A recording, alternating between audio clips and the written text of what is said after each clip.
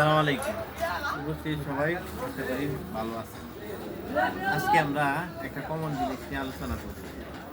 Constitution মানে পায়খানা শক্ত হওয়া কেন হয়, কী কী কারণে হয়, কীভাবে কনস্টিটিউশনের লক্ষণ দেখা যায়, এই রোগ থেকে আমরা বাঁচার জন্য কী করতে পারি, এই বিষয় নিয়ে আমরা আলোচনা করব।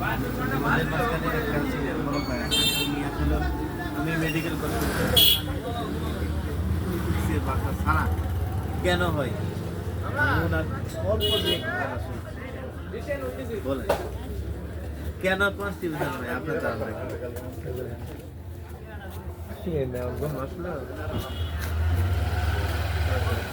কথা বললে কি জন্য হয় আপনার কি জানানো হয়? বিভিন্ন খাবার থেকে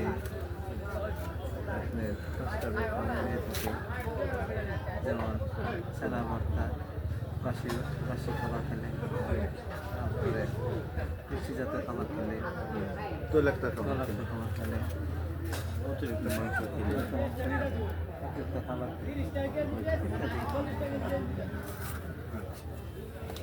আমি মেডিকেল ভাষায় বলি কনস্টিটিউশন দুই ধরনের, একটা হলো কোলনিক কনস্টিটিউশন আর একটা কনস্টিটিউশন। এটা হলো মেডিকেল টার্ম, বাংলা অর্থ হলো কোষ্ঠকাঠিন্য বাংলাতে বলি।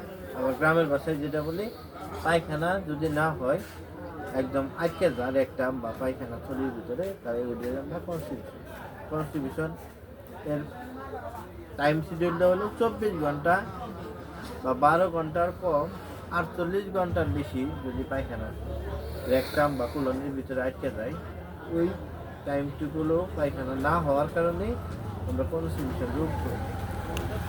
এটা তাহলে দুই ধরনের, দুইটা শর্ট করবেন,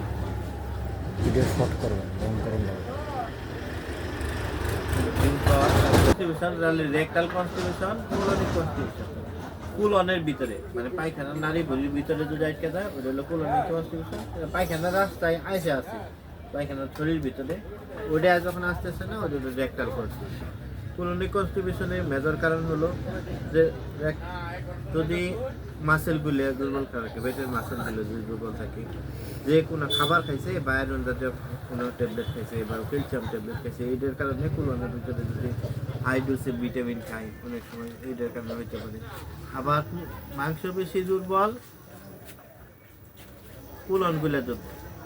কোলনগুলো মানে যেখানে লার্জ ইন্টেস্টাইন, স্মল ইন্টেস্টাইন বিভিন্ন পার্টস আছে, ওই পার্টসগুলো মুভমেন্ট করতে পারতেছে। স্টমাক থেকে খাবার দেওয়া যায় কিন্তু large intestine, small intestine, rectum বিভিন্ন রকমের দাঁত, ওই দাঁতগুলোতে যখন না ঢুকতে পারে তখনই ওইটা কনস্টিটিউশন। এটা হলো মেইন কারণ। দ্বিতীয় কারণ হলো পেনক্রিয়াটিক রস, পিত্তথলির যে রস আছে, লিভার থেকে যে রসটা আসে, ওই রসটা কিন্তু খাবারটা হজম করতে সাহায্য করে। ওই রসটার পরিমাণ যদি কম হয় এটার কারণে হয়ে যায়।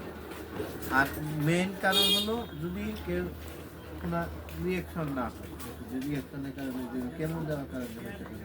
হুকওয়ার্ম, কমন সমস্যা হলো হুকওয়ার্ম, যদি আমরা কিডনি বলি, বড় কিডনি যদি থাকে পেটের ভিতরে, এর কারণে কনস্টিটিউশনের প্রথম লক্ষণ হলো, লক্ষণ থেকে আমরা বুঝবো পেট ফাঁপাদি, পেটে ব্যথা করবো, শৈল অস্থির, অনেক চাপ দেওয়ার পরেও পায়খানাটা বাইরে হয়ে আসছে। বিভিন্ন রোগীদের বিভিন্ন সিমটম হতে পারে। এই লক্ষণগুলো দেখা দিলে আমরা অতিরিক্ত সুগন্ধি জাতীয় খাবার খাইলেও, অতিরিক্ত শক্ত খাবার খেলেও,